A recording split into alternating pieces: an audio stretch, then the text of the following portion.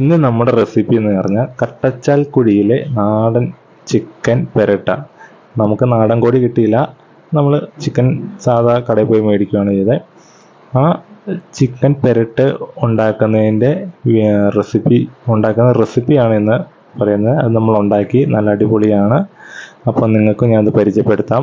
നേരെ പോകാം വീഡിയോയിലേക്ക്. നമുക്ക് ആവശ്യത്തിന് ചിക്കൻ എടുക്കുക. അതിലേക്ക് കുറച്ച് മഞ്ഞൾപ്പൊടി, മുളക് പൊടി, മല്ലിപ്പൊടി തേച്ച് നന്നായിട്ട് പിടിപ്പിച്ച്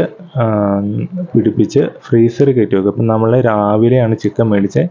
രാവിലെ ഫ്രീസർ കയറ്റി വെക്കുകയാണ്. എന്നിട്ട് നമ്മൾ വൈകുന്നേരമാണ് കേട്ടോ ഉണ്ടാക്കാനെടുക്കുന്നത്.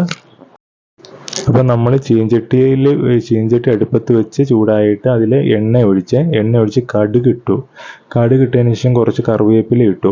പിന്നെ നമ്മുടെ എരിവിനനുസരിച്ച് മുളക് ചേർക്കുക കേട്ടോ.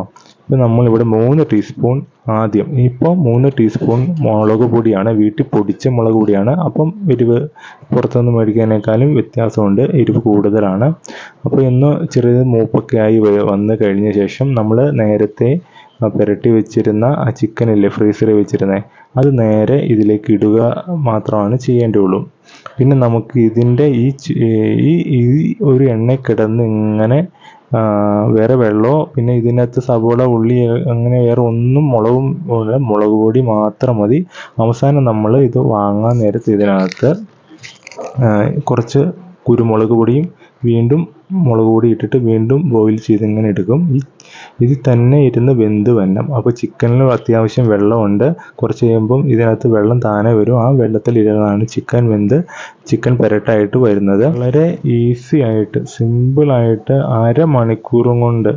അരമണിക്കൂർ പോലും വേണ്ടി വരില്ല. ഫ്രീസറിൽ വെച്ച സമയമൊക്കെ ഒഴിവാക്കുകയാണെങ്കിൽ നമുക്ക് 10-15 മിനിറ്റ് കൊണ്ട് ഈ പെരട്ട ഉണ്ടാക്കിയെടുക്കാൻ പറ്റും. ചിക്കൻ പെരട്ട ഉണ്ടാക്കിയെടുക്കാൻ പറ്റും. വീണ്ടും നമ്മൾ മൂടി വെച്ച് ഇളക്കണം. ഇടയ്ക്കുന്ന വെള്ളം ഒഴിച്ചതല്ല, ചിക്കനിലെ വെള്ളമാണ് കേട്ടോ.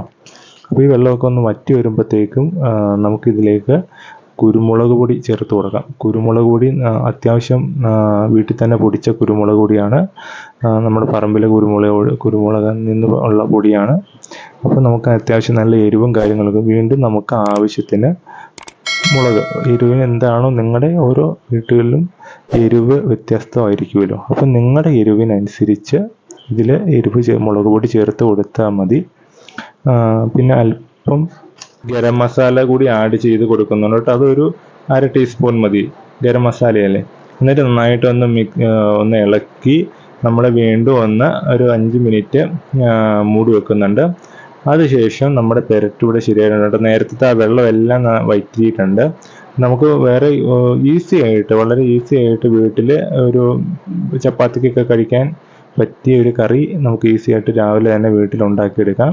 നമ്മുടെ പെരട്ട് ഇവിടെ റെഡി ആയിട്ടുണ്ട്. അപ്പോൾ ഇതിൻ്റെ കൂടെ നമ്മൾ ചപ്പാത്തിയാണ് കഴിക്കുന്നത്. ചപ്പാത്തിയും ചിക്കൻ പെരട്ടുമാണ്. അപ്പോൾ വീട്ടിലെല്ലാവർക്കും ഇഷ്ടപ്പെട്ടു. ആദ്യമായിട്ട് കാണുന്ന കൂട്ടുകാരൊക്കെ നമ്മുടെ ചാനലൊക്കെ ഒന്ന് സബ്സ്ക്രൈബ് ചെയ്ത് നിങ്ങളുടെ അഭിപ്രായവും നിർദ്ദേശവും കമൻ്റായിട്ട് ഇടണേ. Thank you for watching. Coming soon.